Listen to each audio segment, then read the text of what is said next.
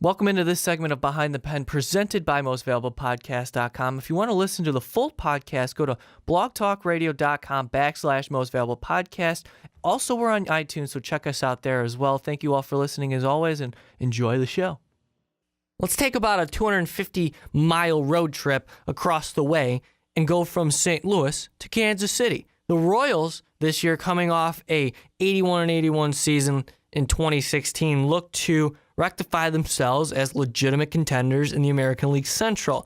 Now they're looking up at the Cleveland Indians. And like I said in the first segment of this show, if you're on Blog Talk Radio, thanks for sticking around. Continue to do so. If you're on YouTube, what's up, guys? Drop a like, comment down below. This is your segment, Royals fans. But like I said in the first segment, the over-under segment, the Royals are looking up the Indians, and I believe the Indians are going to win the World Series this year just based on their offseason and who they're getting back in the rotation, as well as the depth that they have all across the board in their bullpen.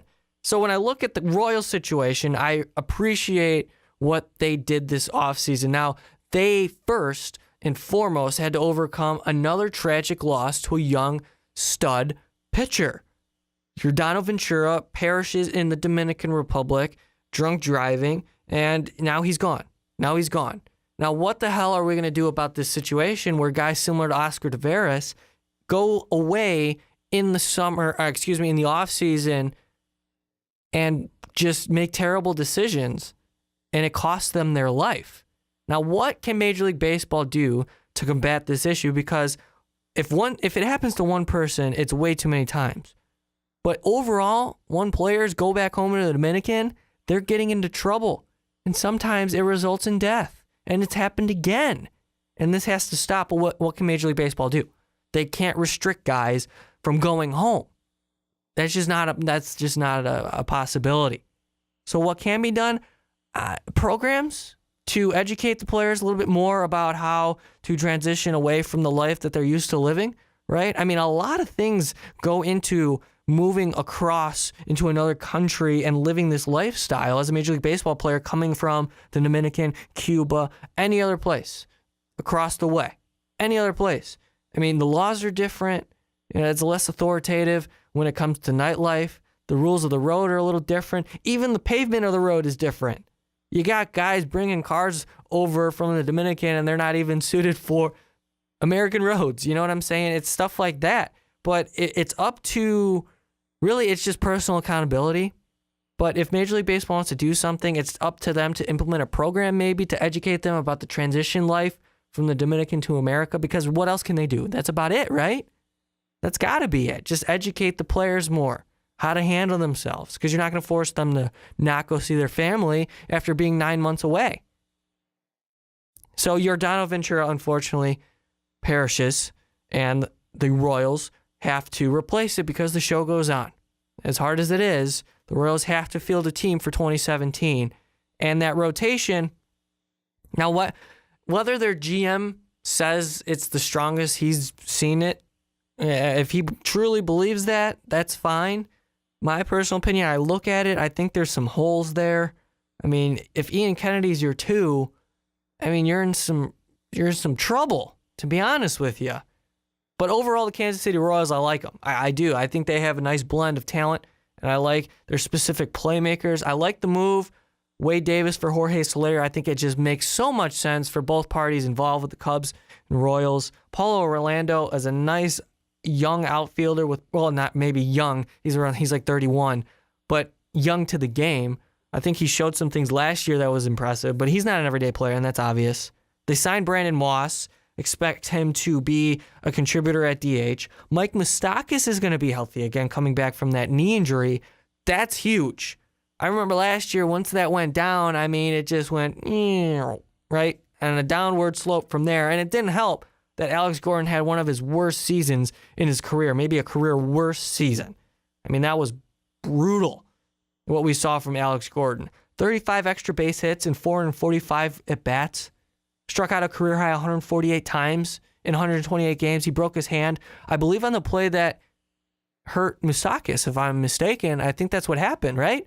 They ran into each other. Gordon broke his hand on the play. Moustakas messed up his knee, tore some ligaments in there. So, I mean, that's not an excuse. Still played in almost 130 games. Alex Gordon's got to pick it up.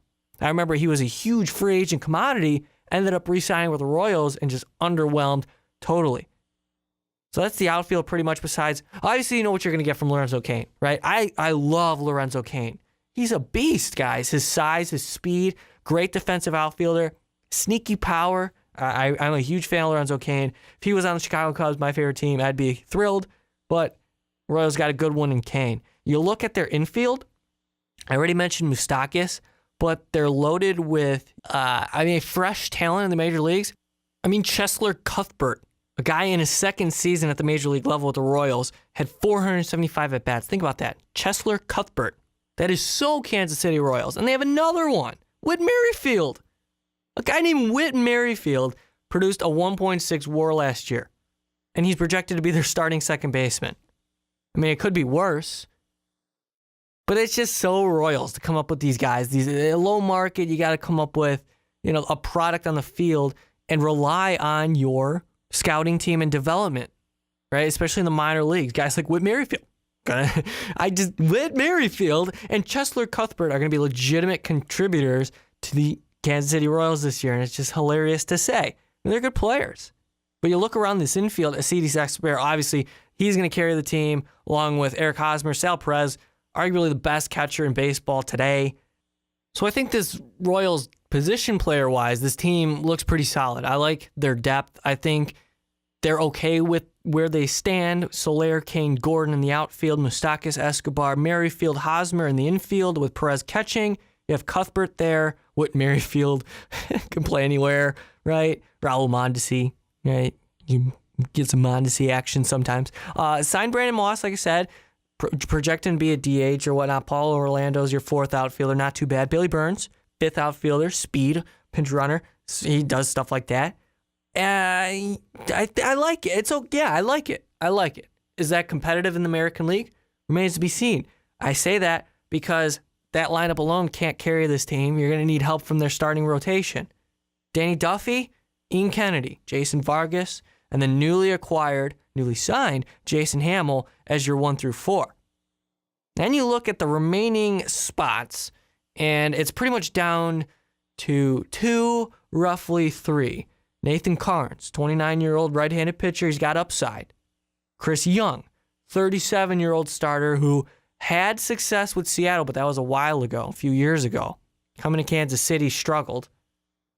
And is he going to be a serious 5 starter? Is he seriously in that consideration? Because I think right now, Travis Wood has a leg up on the competition, guys. That's what I'm going to say right now. Newly acquired Travis Wood. And you know what? The Cubs are just giving the Royals. They're just pieces that they don't need them. Cubs are so good, they don't need them. So here you go, Kansas City. You can afford them.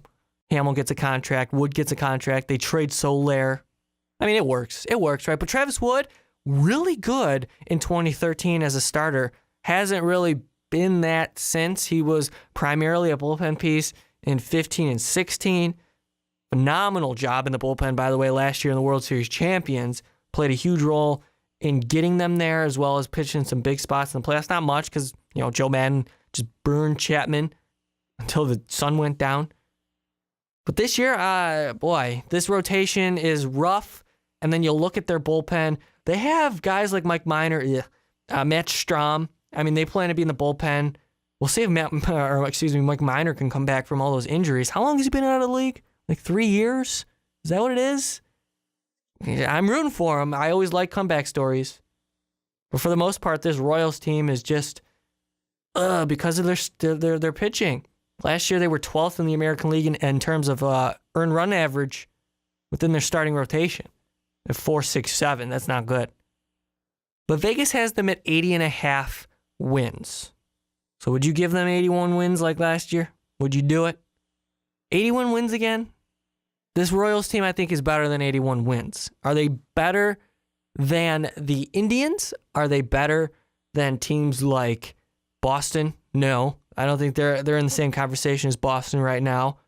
Are they in the same conversation as the Astros, Rangers, Mariners? Maybe the Mariners. I think the Mariners actually might surprise some people. Maybe the Royals do as well. I think they're in that bunch with the Astros, Rangers, Mariners. Tigers, maybe. Yeah, I think they can compete with the Tigers for sure. Orioles, Blue Jays, yeah. Yeah, all those teams are in it. this American League is not as predictable as last year, I would say. I mean, there are some guarantees, like the Indians, quite frankly, in the Central. That's a lock. Red Sox are a lock to at least make the playoffs, maybe not win the East. Well, we assume they will. But other than that, there's a plethora of American League teams this year that can compete for those 2 wildcard spots. For the Royals, they need contributions from their guys. Kane, Gordon, whatever you get from Soler is a positive thing. He didn't really get regular at-bats with the Cubs because of their depth. But this year, I think if he gets comfortable in right field, gets regular at-bats, maybe bat him 6th, I think he would be great in this lineup. He's got power. He's got a great eye for the strike zone. Guys, you will see Jorge Soler take a pitch where you would be like, if I was playing MLB The Show, I would have definitely swung at that. 100%. Soler's got a great command of the strike zone, and I think he's going to fit in nicely with the Kansas City Royals this season. But other guys, Moustakas has to stay healthy. Hosmer's going to be a beast. Hosmer's one of the best players in baseball. I think he's among the upper echelon of players, right? I think we could consider him that. And what are you going to get? What are you going to get from the randoms like Chesler, Cuthbert, and Whit Merrifield? Because his bullpen, you got Calvin Herrera. That's a good thing. Other than that, everything else is bad. Well, bad, guys, bad. That bullpen. I don't even know how they're going to survive with this bullpen. So that's a problem. They're going to have to shore up that at some point. But overall, 80.5 wins Vegas has. The Royals, I would go over. I would do it. I would go out on a limb and go over, but they would have to do something with that rotation because I don't feel good about it. Ian Kennedy or 2? Yikes. But all right, that was a solid, I think, segment talking about the Royals. We talked about the untimely death of Yordano Ventura, another one. God, this has to stop happening. And we talked about what Major League Baseball can do, but came down to the conclusion that it's pretty much accountability, right? Personal accountability. Don't get hammered and get behind a wheel or get into a car with somebody who's hammered and driving, right? I mean, just common sense. Moving forward, we talked about their offseason, Hamill, Travis Wood as well, trading for Soler and other minor moves. Will they be competitive? They will surprise me if they are, but I think they'll be in the conversation at least into August at the wild card. Like at best, it's a wild card they're chasing because I don't think unless just a massive, like a metaphoric roof falls on the heads of all the Cleveland Indian players and they just stop playing baseball for whatever reason and suck, then maybe the Royals have a chance. Other than that, I think the Indians are a lock in the Central and a wild card is what they have to shoot for. All right, hope you enjoyed all the baseball conversation I provided you for today. We did Vegas odds, St. Louis Cardinals, Kansas City Royals as well. Next week, I'm planning on talking about the American League West because it's very intriguing to me, specifically 2 teams. Talked about the Mariners already, but next week I'm going to look at the Rangers and Astros. I feel like they're both so interesting. When you really look at it, they're going to go at it all season for that top spot in the West, and the Mariners are part of that conversation as well. So I'm excited to talk about the West. I'm excited to talk about more baseball as Behind the Pen continues week to week because next thing you know, it's going to be April 2nd. Major League Baseball will be back underway. So hopefully you can stay tuned for all of that right here on Most Valuable Podcast. Thank you guys for sticking around for this segment of Behind the Pen. If you want more Most Valuable Podcast content, click on the video up above because I don't know why you wouldn't want to keep listening to our voices every day. But again, guys, thank you all for listening. We really do appreciate you.